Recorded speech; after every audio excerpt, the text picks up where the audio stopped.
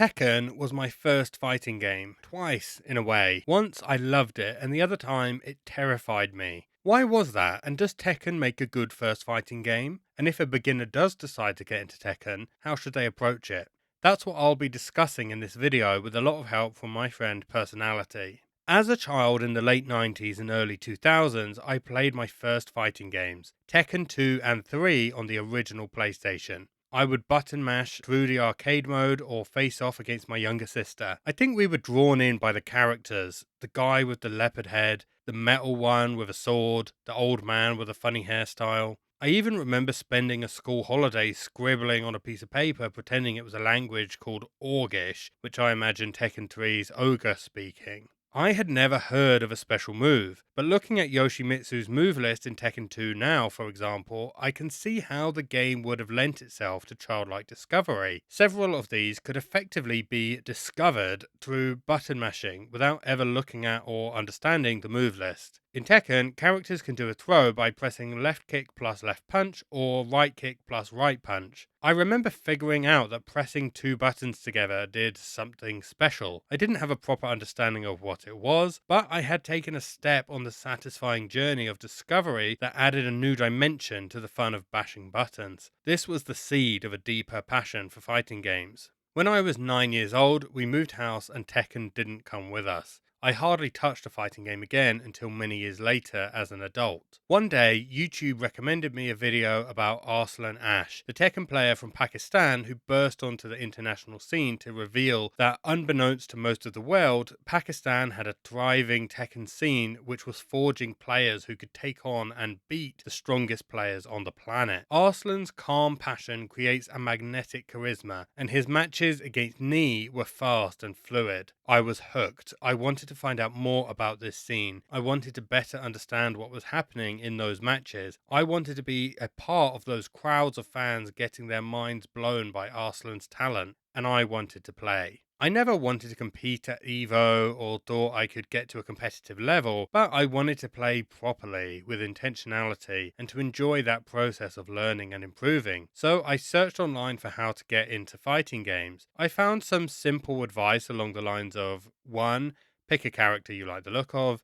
2. Go in practice mode and learn all their moves.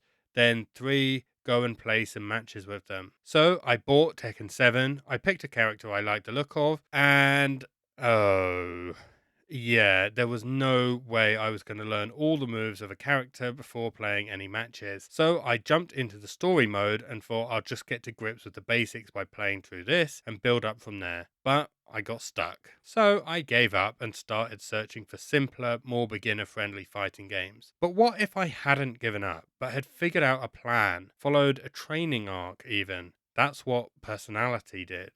As for me as detailed, my path was quite similar. I was always interested in the Tekken franchise, but I could never really understand what I was viewing as a casual consumer. Then one fateful day, Smash Bros. Ultimate debuted the Kazuya trailer and my interest spiked to another level. Now, for a while, he was my main character when I played online and against friends, and I immediately invested time into learning the lore and becoming a Tekken fan over a short period. I enjoyed it so much that I decided Tekken 7 was a must-play for me. Needless to say, my vigor was immediately crushed at a subpar story experience, constantly losing online matches, and worst of all, I had a very negative attitude and approach to the game. Now luckily I didn't purchase it and I got to play it through the PlayStation Plus package, but I felt as though playing Tekken was just a dream and would remain a dream for quite some time. Having gained more experience with a variety of fighters on top of forgetting my bad experience, I was absolutely ecstatic at trying out the closed network test of Tekken 8. Once again, ultimately dissatisfied when playing the game, and it felt utterly impossible to enjoy it. I remember being in a party chat with some of my friends and I was telling them that I will not be playing Tekken 8 for nothing. It just felt like an immovable object. Now, after the CNT, I didn't even want to hear about Tekken. I just genuinely disliked it, but strangely enough, I have never encountered a game, much less a fighting game like that. Now, what I'm about to say has been said countless times before and has been referenced for a plethora of other games, but Tekken is like the Dark Souls of fighting games. Yep, I said that. Half of the appeal of the Soulsborne games is losing a bunch, then eventually learning and leveling up your skills as time goes on. In my experience, while these games do maintain a level of difficulty throughout the entire playthrough, it never is as frustratingly challenging as it is in the beginning. This is also the case for Tekken. I had to lose a ton to understand that I had zero knowledge of the game. I couldn't even watch high-level gameplay because I had no idea about what I was looking at, which led me to understanding that Tekken is a very detailed and layered game. Special movement, general mechanics, wide move pools, and stage effects are just some of the things that may initially turn players away.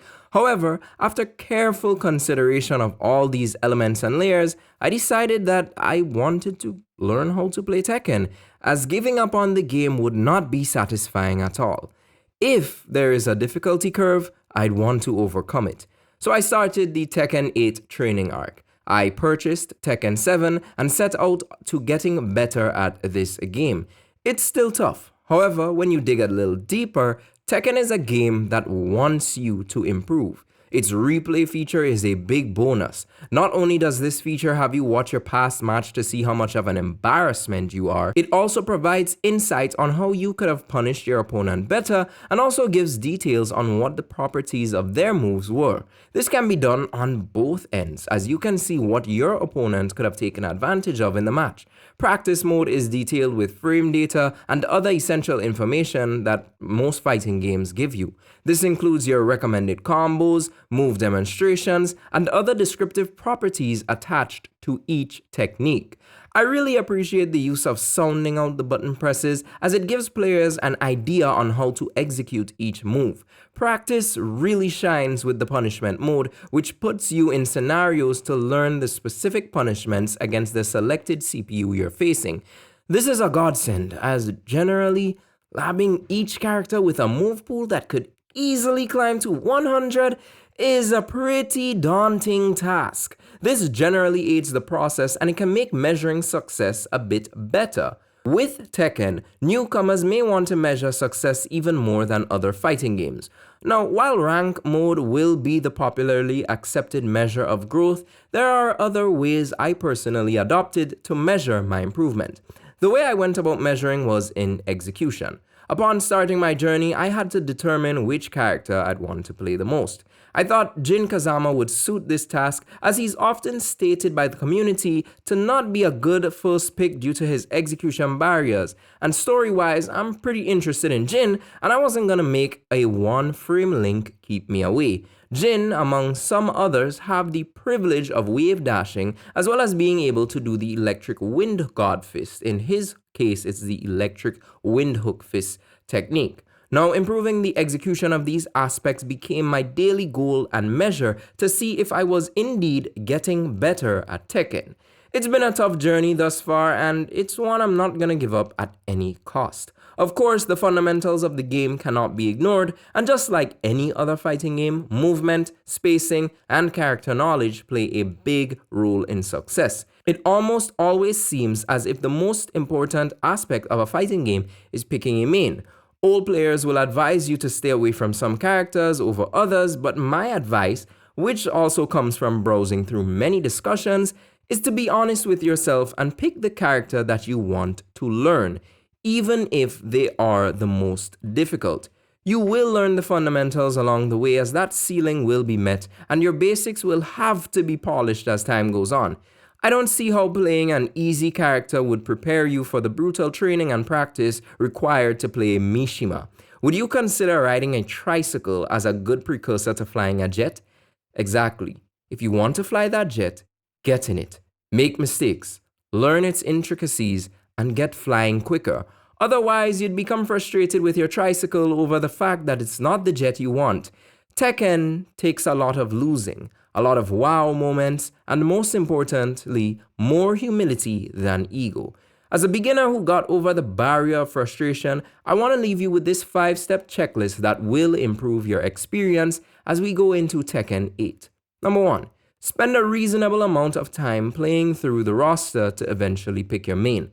Play the arcade modes, play their individual campaigns, and just tweak around a bit in the practice room. Number 2, upon selecting the character you mesh with, set achievable and measurable goals such as punishment training, combo practices, and execution practice. Number 3, broaden the perspective on your character by listening to other players and looking at guides. It also helps to look at how much more experienced players go about playing them. Number 4, don't be intimidated by Legacy. This is a franchise that has been around for some time and would make it out to feel as if it's too late for you to pick Tekken up. Nonsense. Just be prepared to be humbled and encounter many roadblocks. Number 5, learn to take breaks. This goes without saying, but burnout occurred to me faster in Tekken than any other fighter. Practice sessions feel longer, and sometimes constant mistakes can steal your vision and goal and drive and everything like that. But when that happens, step away for a bit, recognize yourself, and relax. Eventually, you'll be ready for the grind again. I wouldn't want to make anyone believe that there is some sort of elitism associated with Tekken over fighting games, but it's a tough cookie. I felt beyond some very basic fundamentals, I wasn't able to transfer much of my fighting game experience to Tekken. At some points, it felt like I was completely starting over. It's a tough game, but getting better feels quite rewarding. Style-wise, it's got my favorite flair of the big three fighters, and with such variety of movesets and customization, I believe there is ample breathing room for player expression. So if you want to get better at Tekken, hey, play Tekken. In a way, I think the worse you are at a fighting game, the more scope you have to make substantial leaps of progress and improvement. As KBash once said about Dark Souls, "Do you know what's actually hard? Cooking when you don't want to, okay? Doing your taxes. Waking up at 5 a.m. for minimum wage. I'm just saying. Maybe we can drop the super hardcore gamer pretense. It's just time. It's time. Stop jerking off about how much time you have." is Tekken harder to get into than, say, Fantasy Strike? Yeah, probably, but that just means you can spend more time playing without running out of things to discover and practice and get better at. I appreciate what PersonaxLity said about not being intimidated by Legacy. When I started looking into how to get into fighting games, I saw people talking about how each new Tekken game keeps a lot from the previous games and just adds to it, making it hard to compete with players who have been with the series for decades. And yeah, that is true to a degree. That is part of the reason for the complexity and long move lists of the game today. But it doesn't mean you can't learn the game and even eventually compete with more experienced players. It just takes time to learn. According to interviews, Genghis Don only started taking Tekken seriously around 2018. Not even day one for Tekken 7, let alone the games before that. Yet he came fourth at EVO 2023. But for most of us, that isn't the goal. I love the competitiveness of fighting games and the stories of underdogs, rivalries, and legendary runs that tournaments can produce. But I think they can trick some of us into thinking that's what playing fighting games is all about. For 99% or more of fighting game players, they are about having fun, playing with your friends if you have any, finding community, and the sense of improvement that comes when you measure your progress against the only yardstick that really makes sense, yourself, the last time you played. I think that's why I loved Tekken when I discovered it as a child who was just having fun with my sister, and why it scared me as an adult who felt like I had to be good, or why bother. So when I ran up against Tekken's complexity, I turned to beginner-friendly fighting games I had seen recommended online. From there, I experimented with a variety of other games in the genre, and have made videos about many of them. But I still don't know how to play Tekken. Do I regret the way I've approached my fighting game journey? No, I've had a lot of fun and tried some great games. But I also realize now that I shouldn't have been scared of Tekken's relative complexity and its decades of legacy. You can have fun straight away by embracing your inner child and just pressing buttons to see what happens. And anyone with a bit of time can get into these games on a deeper level if they want to. PersonaxLity's Tekken Training Arc playlist is a great place to start if you want to see one way to approach that journey. Check out his other videos too, and subscribe to his channel while you're there. If you like playing fighting games and want to keep getting better and having fun, the most important thing to do is to stay gaming.